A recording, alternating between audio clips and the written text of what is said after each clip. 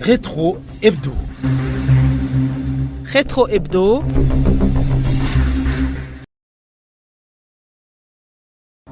Radio Indundi Culture, bienvenue dans la rétrospective hebdomadaire de l'actualité, dont voici les grandes lignes. Un incendie dont l'origine est inconnue s'est déclaré dans la soirée de ce mardi dans le dortoir des filles au lycée Moussema. La direction affirmant qu'aucune aide n'a encore été apportée aux élèves ayant perdu tous leurs effets, en appelle à l'intervention de toute âme charitable. Lamentation de requérants de documents de voyage 3 années après le lancement du début de la demande en ligne de documents de voyage et autres documents de migration dont la délivrance demeure problématique. Tenue cette semaine de la 6e édition du Forum des femmes leaders qui a abordé les défis menaçant les enfants âgés de 8 à 18 ans. Des producteurs agricoles des provinces Bujumbura et Uhumuza déplorent des irrégularités dans la distribution des fertilisants organo-minéraux. Certains craignent le risque de famine. Voilà pour les points saillants. Claria Kahundié est à la présentation de cette rétrospective hebdomadaire de l'actualité. Rétro Hebdo. Rétro Hebdo. Encore une fois, bienvenue. Un incendie dont l'origine est jusqu'ici inconnue s'est déclaré dans la soirée de ce mardi au lycée Moussema, situé en zone Butaganzwa de la commune Matongo en province Butanyerera. Tout a été calciné. Le responsable scolaire appelle au secours des âmes charitables pour apporter soutien aux élèves en difficulté. Jean Nahimana, notre correspondant à Butanyerera, donne ici plus de détails. Selon Kouboy Poncien, directeur du lycée Moussema, un incendie s'est déclaré vers 19h alors que les élèves étaient en études du soir. Il affirme qu'aucun matériel n'a pu être sauvé du dortoir des filles malgré les efforts déployés par celles-ci, les garçons et d'autres habitants de la localité pour maîtriser le feu. Les filles sinistrées n'ont pu conserver que les vêtements qu'elles portaient. Le directeur ajoute que l'origine de l'incendie reste inconnue, mais que ce drame aura un impact important sur les parents d'élèves. Actuellement, l'établissement se trouve dans une situation critique. Ce responsable appelle à cet effet les autorités et les bienfaiteurs à intervenir rapidement afin de permettre la reprise normale des activités pédagogiques. En attendant, il prévoit de solliciter des matelas auprès d'autres internats de la circonscription pour héberger temporairement les élèves sinistrés dans une salle de classe inutilisée. Il garde également l'espoir que l'église des baptistes à laquelle appartient le lycée Moussema apportera bientôt son soutien en attendant l'aide des autorités et des donateurs. Depuis la commune Matongo en province Butanyerera, Jean Nahiman pour la radio Indundi Culture. La direction du lycée Moussema en commune Matongo de la province Butanyerera continue de lancer un appel à l'aide en faveur des élèves qui ont perdu tous leurs biens lors de cet incendie. Poncien Kougayo, directeur de cette école, affirme que jusqu'à ce samedi, aucune aide n'a encore été apportée à ces élèves. Ce responsable appelle à toute personne de bonne volonté d'apporter une aide à ces élèves. Écoutons Poncien Kougayo, directeur de cette école, dans la traduction d'Egide Nahayo. Les élèves qui ont perdu leur matériel dans cet incident sont toujours dans la désolation car ils n'ont jusqu'ici bénéficié d'aucun soutien matériel. Incessamment, ils viennent au bureau pour nous demander que nous appelions leurs parents afin qu'ils leur renvoient du matériel. J'ai proposé d'ailleurs à ceux-là qui se sont présentés au bureau, s'ils ne peuvent pas prêter les uns les autres le matériel dont certains ne disposaient pas, mais ils m'ont dit que des fois ce n'est pas possible pour ne pas se contaminer certaines maladies. Au niveau de dortoir aussi, 3 élèves peuvent partager une pièce de matelas. Nous félicitons toutefois les élèves garçons pour leur courage et soutien le jour de l'incident, même aujourd'hui, car ils ont pu collecter 130 000 afin d'acheter des savons pour leurs camarades filles. Nous interpellons alors toute âme charitable à venir en aide, surtout à ces élèves, pour leur assister matériellement, mais aussi pour que le dortoir des filles soit réhabilité, surtout que là où elles sont hébergées aujourd'hui est loin des lieux d'aisance, ce qui ne leur est pas favorable, surtout pendant la nuit. Le paiement d'une amende d'1 million de francs burundais chacun est le jugement prononcé ce jeudi par le tribunal de grande instance de Rutana dans un procès de flagrance à l'endroit de Habonimana Félix et Niyonhuru Pelouse, deux prévenus étant poursuivis pour atteinte à l'économie nationale après avoir été interceptés avec 210 litres d'essence sur la colline Gihofi en zone Bukemba de la province Burunga, des faits reconnus par les deux intéressés. Les autorités provinciales à Burunga demandent l'implication de tous les acteurs pour juguler la fraude dans cette province. Le gouverneur de cette province, Parfait Mbonignibuka, parle d'un phénomène qui continue à se manifester dans cette province suite à sa position géographique. Il informe que plusieurs produits récemment saisis seront vendus aux enchères. Je vous propose de l'écouter. La province de Burunga, c'est une province qui a une configuration géographique avec une très longue frontière avec les pays voisins. Et donc, ce phénomène de fraude existe comme dans les autres provinces qui partagent des frontières avec les pays voisins. Mais le phénomène est quand même maîtrisé. La preuve en est qu'on a déjà beaucoup de saisies qui sont en attente pour une vente aux enchères. Et ceci est bien sûr le fruit de la conjugaison des efforts entre plusieurs acteurs, la police, le service de renseignement, l'administration à la base.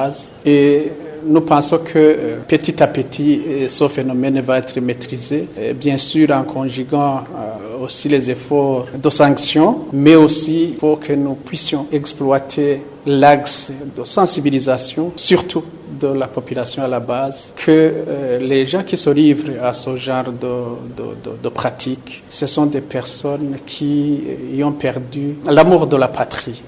Nous insistons à faire des sensibilisations de la population à la base pour que la population puisse participer à épauler la police, l'administration pour dénoncer le phénomène de la fraude. Nous allons petit à petit en arriver au bout. Parfait Mbonignibuka, il est le gouverneur de la province Burunga. Courte pause et poursuivant cette rétrospective hebdomadaire de l'actualité.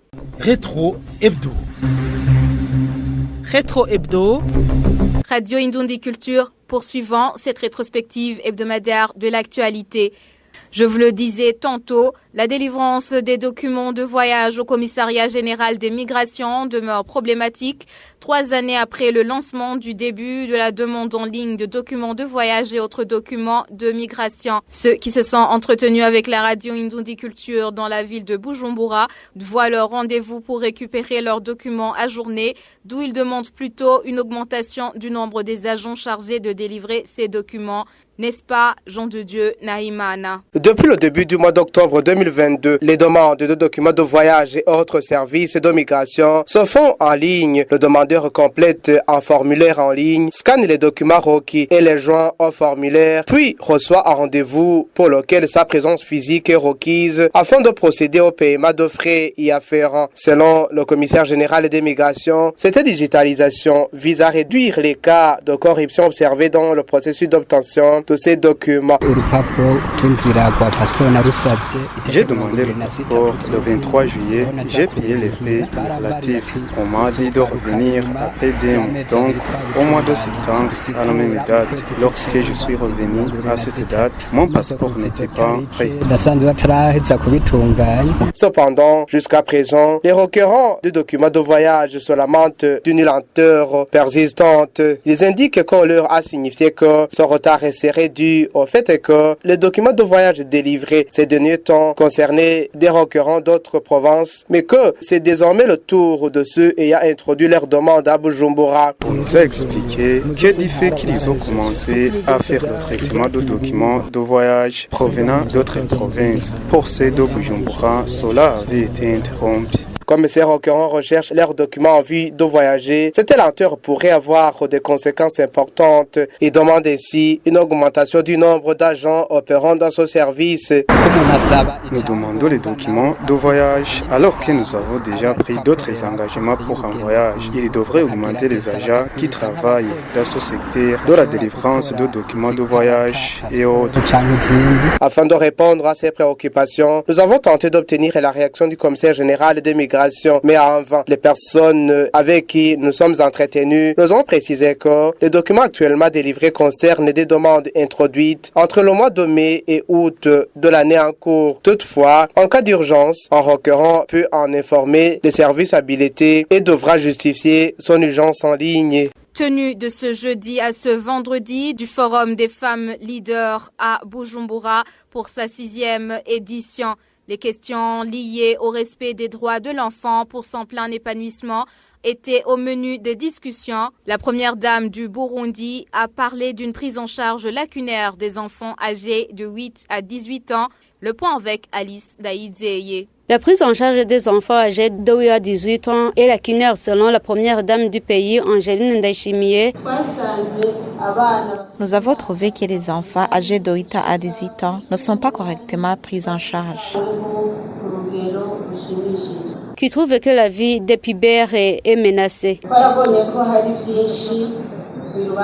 Nous avons vu qu'ils sont menacés notamment par les grossesses non désirées, les infections sexuellement transmissibles, dont le VIH-Sida, sans oublier les fistules obstétricales, la méconnaissance sur leur état de santé, l'alimentation appropriée, la consommation de stupéfiants et d'autres mauvais comportements. Lors du lancement ce jeudi de la 6e édition du Forum des femmes leaders, le chef de l'État, Évariste Ndayishimiye, a invité ses enfants à la patience. Quand l'enfant devient adolescent, son corps et ses comportements changent et il change d'attitude qui est le plus souvent dictée par son corps. Faites attention, vous autres jeunes qui grandissez ces derniers temps, avec l'avènement du développement. Ce développement peut vous dérouter. Je vous appelle, chers jeunes, à la patience face à ce développement mondial. Faites bien la part des choses. Il a prodigué ainsi aux parents certains conseils pour qu'ils puissent guider leurs enfants. Aux parents, sachez que vos enfants ont tout d'abord besoin de nourrir leur corps et leur esprit. Faites attention aux maladies de vos enfants. Certaines peuvent être soignées par des exercices sportifs. Un autre médicament, c'est l'amour du travail. Restez proche des enfants, discutez avec eux, tranquillisez-les et leur donner une bonne éducation. Mais aussi, il faut les amener à leur faire aimer à vivre à l'africaine et non à l'européenne. Le numéro 1 burundais a indiqué que le gouvernement s'engage à protéger les droits des enfants et ainsi à travailler avec les familles et les communautés, les leaders religieux, les éducateurs et les prestataires des soins de santé pour que la justice règne dans tous les secteurs de la vie. Des résidents de la colline et zone Ramba en commune Mugere de la province Bujumbura déplorent le retard du raccordement du courant électrique malgré l'installation des poteaux et fils électriques depuis 2 ans. La direction de la régie des eaux tranquillise ses résidents qu'ils seront servis même si la date n'est pas encore précise. Olivier Kwizera, reportage. La colline Lamba est l'une des collines qui constituent la province de Bujumbura. C'est une colline qui connaît des poteaux électriques déjà installés. À côté de ces initiatives, on remarque des fils électriques sur ces poteaux et des compteurs qui sont sur des ménages. Des résidents de cette localité disent que ces compteurs n'ont jamais reçu du courant électrique. Ça fait des ans qu'on a installé ces poteaux et fils électriques. C'est en retard. Il n'y a pas de courant électrique. En cas de non-respect des engagements, nous pouvons dire que c'est un grand retard. Ces résidents expliquent qu'ils ont dépensé beaucoup d'argent pour s'approvisionner en quelques matériels électriques. Il faut savoir que c'est une perte puisqu'ils ont contracté des crédits qui jusqu'à présent n'ont jamais remboursé. Nous avons vendu nos animaux domestiques. D'autres ont vendu leurs champs de culture pour s'approvisionner en matériel électrique pour éviter des retards. Certains ont contracté des crédits pour acheter des fils électriques pour qu'ils soient servis en matière d'électricité. Les résidents qui se sont exprimés sur nos micros demandent le raccordement rapide du courant électrique. Lors d'une récente interview accordée à la radio Indundi Culture, le directeur général de la régie des eaux avait annoncé que de pareils problèmes s'observent dans différentes régions. Jean-Albert Mangomba avait aussi tranquillisé la population qu'elle sera servie en matière du courant électrique. Le projet d'installation des poteaux sur la colline Ramba de la commune Mugel en province de Bujumbura a été exécuté depuis 2023. Ce projet concerne 36 collines dans le pays. Selon le site de la Banque africaine du développement, une délégation de la BAD du gouvernement burundais avait effectué une visite à Kabezi au mois d'août de l'année en cours pour constater l'état d'avancement des travaux d'électrification. Ce projet a été exclusivement financé par la banque et le gouvernement burundais pour un montant de 26 millions de dollars américains pour permettre à terme de raccorder 25 000 ménages des localités bénéficiaires. Les premiers raccordements des nouveaux abonnés étaient prévus au premier trimestre 2025. Restant dans la ville de Bujumbura, mais allant dans la zone Gatumba où des habitants de Gatumba signifie qu'ils rencontrent toujours des difficultés pour faire face à l'épidémie de choléra suite entre autres au manque d'eau potable et à l'insuffisance de latrines publiques. Les détails avec Yvan Philbert Douaezou. Ça fait bientôt 3 mois que les premiers cas de choléra ont été enregistrés, une maladie qui est considérée comme épidémie. Des résultats signifient qu'ils se heurtent à de nombreuses difficultés dans les luttes contre ce fléau. Nous n'avons pas d'eau, on a soif et on ne trouvait pas de l'eau à boire. Je suis enceinte. Je suis ici depuis le matin. Je ne trouve aucune goutte. Je ne vais pas avoir de l'eau à boire après avoir fini de manger ce maïs. L'eau constitue vraiment un casse-tête. L'eau est une grande question. La question de l'eau nous préoccupe ici à Gatumba. Ces résidents de Gatumba, parmi lesquels se trouvent des familles déplacées après avoir perdu leur maison à cause des cris du lac Tanganyika, affirment qu'ils n'ont toujours pas accès à l'eau potable ni à des latrines publiques. Nous demandons les liens d'aisance au centre de santé, cela où nous sollicitons les toilettes. Selon ses habitants, pour qu'ils puissent faire face et lutter efficacement contre l'épidémie de choléra, il serait indispensable de leur fournir de l'eau potable et de construire des latrines publiques dans les lieux très fréquentes. Nous, franchement, pour que les règles d'hygiène soient respectées, c'est de nous approvisionner en eau ou bien nous fournir de l'eau par des moyens dont l'État peut disposer et nous donner cette eau, car c'est une grande question. Sans eau, nous n'avons pas d'autres moyens pour garantir l'hygiène. L'administration de la zone Gatumba reconnaît que, bien que la lutte contre cette épidémie de choléra soit difficile, des efforts sont en cours pour y faire face. C'est ce qu'indique Dieudonné Mubanda, chef de zone Gatumba. Nous sensibilisons la population à respecter les règles d'hygiène, surtout par le lavage des mains au savon, couvrir les latrines et les installer là où il n'y en a pas, et ne pas jeter les déchets n'importe où. Nous collaborons aussi avec la Croix-Rouge, surtout en matière de pulvérisation, dans les regroupements de beaucoup de personnes qui ne sont pas encore atteintes par cette épidémie, en guise de prévention, car nous avons remarqué que cette épidémie est déclarée.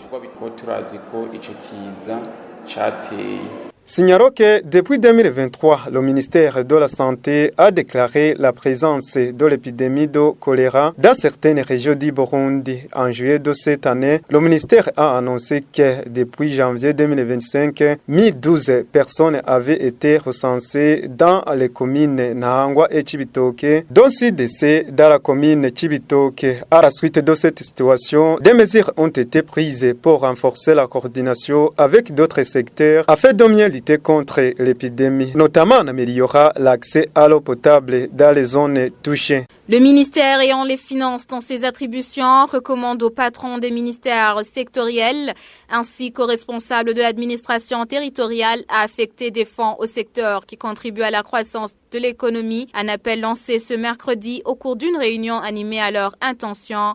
Égide Nahayo, les détails. Lors de cette réunion du ministre des Finances, Alain Dikoumana, avec différents ministres du gouvernement ainsi que les gouverneurs de 5 provinces sur la nouvelle orientation budgétaire pour l'exercice 2025-2026, certains responsables provinciaux ont exprimé leurs inquiétudes au sujet de la mise en œuvre de cette révision budgétaire. Oswald Nhakarutimana est conseiller du gouverneur d'Obuhumuza, chargé des affaires sociales. D'autres inquiétudes ont été exprimées par Parfum Boninyibuka, gouverneur de la province de Burunga, qui a souligné que certains services institutions censées déjà travailler au niveau provincial n'y ont pas encore été déployées. Le ministre Alain Dikoumana a indiqué que certains projets déjà inscrits dans le programme en cours devront d'abord être achevés, mais en tenant compte de leur ordre de priorité. Le ministre a en outre demandé aux responsables des autres ministères ainsi qu'au gouverneur de province de diriger le financement vers les secteurs qui contribuent à la croissance économique du pays conformément à cette nouvelle orientation budgétaire. Selon le ministre Ndikoumana, cette réorganisation budgétaire découle principalement de la nouvelle réforme administrative qui a notamment réduit le nombre de ministères passant de 15 à 13 ainsi qu'au nouveau découpage administratif. Rétro Hebdo. Rétro Hebdo.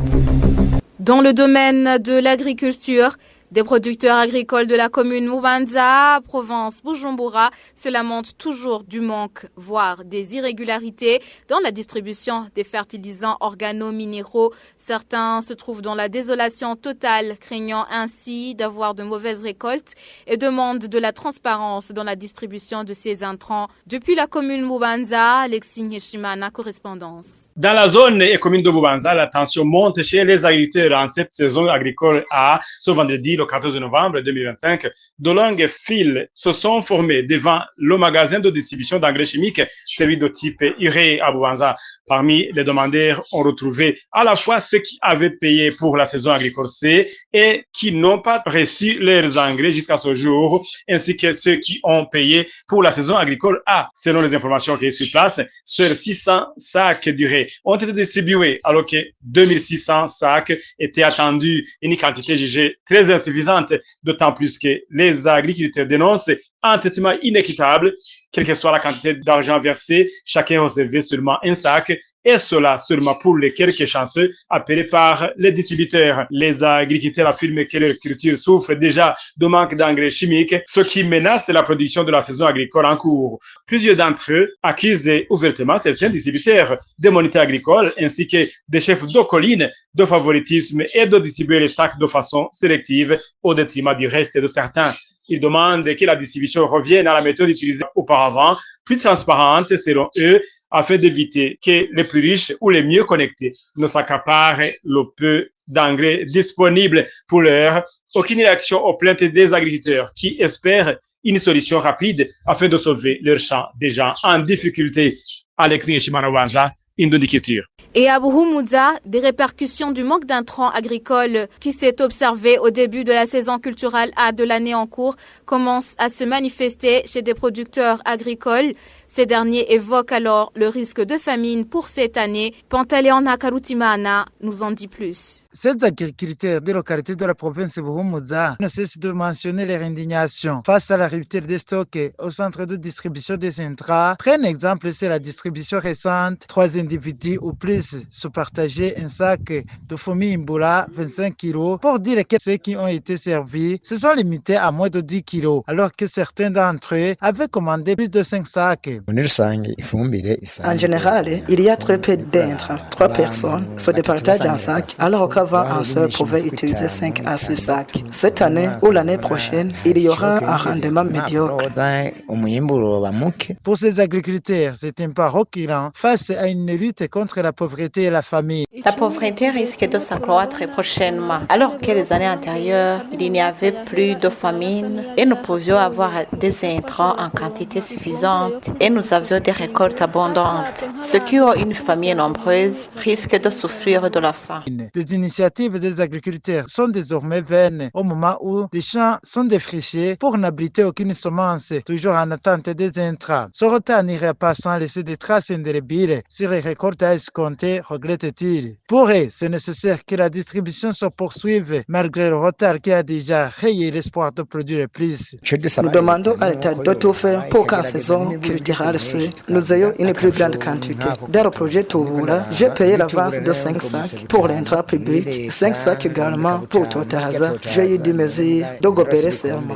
Contactés à ce sujet, des moniteurs agricoles conseillent de s'aimer sans dépendre des intrants et d'ameubler le sol par après. Toutefois, les gens dirigeants n'y ont pas répondu, tout en soulignant qu'ils ont perdu l'espoir envers les distributeurs des intrants, du moment qu'à chaque saison, on promet des intrants de type Totaza à appliquer par après, mais que ces promesses sont le plus souvent vaines. Les parties prenantes en matière de disponibilisation des intrants sont interpellées par ces agriculteurs qu'avec le retard observé à toute saison pourra surgir une phase de famine. Les pluviosités sont prometteuses à Bouyogoma. En ce moment-ci, ce que ces agriculteurs apprécient n'eût été ce retard qui efface tout espoir de produire et de s'ériger en vaillant producteur. Depuis Buhumuza, Pantalon Karutimana, Radio Indonculture. Les caféiculteurs ayant vendu du café cerise en commune Bubanza de la province Bujumbura au cours de la campagne écoulée réclament toujours leur dû. Sur 11 usines implantées à Bubanza, seuls 4 ont payé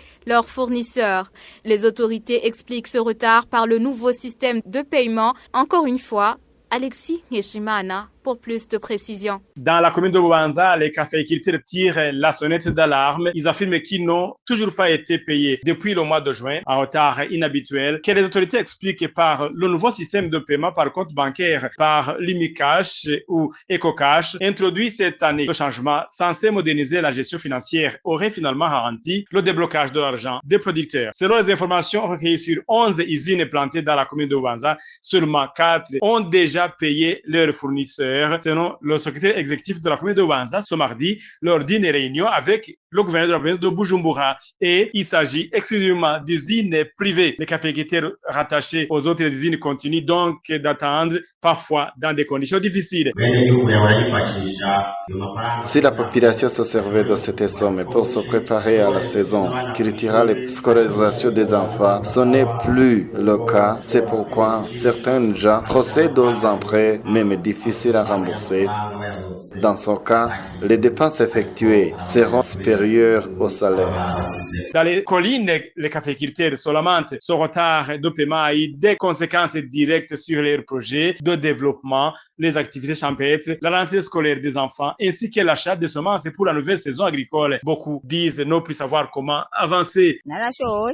J'ai vendu, mais je n'ai jamais été payé. Nous ne voyons personne pour nous éclairer. Nous n'avions jamais connu ce retard. C'est pourquoi certains pensent au dessouchage de caféiers ou les placer en main des autres personnes. C'est à cause de ce retard. Nous apprenons qu'il s'agit d'une erreur technique avec ce nouveau système, comme quoi un producteur d'Omusigati est enregistré à Chibitoke ou à Kayanza. Les caféiculteurs demandent ainsi un retour à l'ancien système de paiement en main propre qu'ils jugent plus rapide, plus simple et mieux adapté à leur réalité quotidienne. Vaut mieux que nous soyons payés à chaque fois que nous acheminons le café cerise comme c'était avant. La situation touche également une partie de la communauté qui, pour des raisons de croyance, notamment parmi les adeptes des Ebi et les Abachoboke à Mosigati, refusent d'ouvrir des comptes bancaires. Ceci risque de rester plus longtemps encore sans accès à les revenus. Les producteurs à Bubanza espèrent désormais une solution urgente pour accélérer le paiement et éviter que la crise ne s'aggrave à l'approche de nouvelles activités agricoles. Alexis Nshimana à Bubanza, Indoniculture. L'Office pour le développement du café au Burundi reconnaît ce retard. Son directeur a donné ce mardi un ultimatum de seulement une semaine pour que toutes les sociétés de lavage, tout comme les usines, s'acquittent de leurs devoirs envers leurs fournisseurs. Suivez plutôt Oscar Ouikunda, il est le directeur général de l'ODK. Nous avons remarqué qu'il y a au moins 19% des caféiculteurs qui n'ont pas eu les reflets sur leurs comptes. Nous avons transféré au total 28 557 481 700, mais jusqu'à maintenant, les frais qui ont parvenu sur les comptes des caféiculteurs s'élèvent à 23 35 878 887. Le reste a été dû aux irrégularités de certains agriculteurs qui ont donné les comptes qui ne correspondaient pas à leur nom, les numéros de téléphone qui ne sont pas du tout vrais. Nous nous sommes convenus que jusqu'à mardi le 25, et tous les caféiculteurs auront les frais sur leurs comptes. Nous profitons de cette occasion et pour lancer un appel aux caféiculteurs qui ont acheminé les récoltes aux stations de lavage de l'ODECA que nous allons commencer la campagne de recevoir. Nous lançons un appel à ces microfinances pour qu'ils puissent utiliser les efforts et pour que les caféiculteurs, leur argent sur leur compte dira cette semaine. Ainsi prend fin cette rétrospective hebdomadaire de l'actualité qui vous a été présentée par Cléria Kahundiye. Merci fidèles auditeurs de l'avoir suivi. Rétro Hebdo. Rétro Hebdo.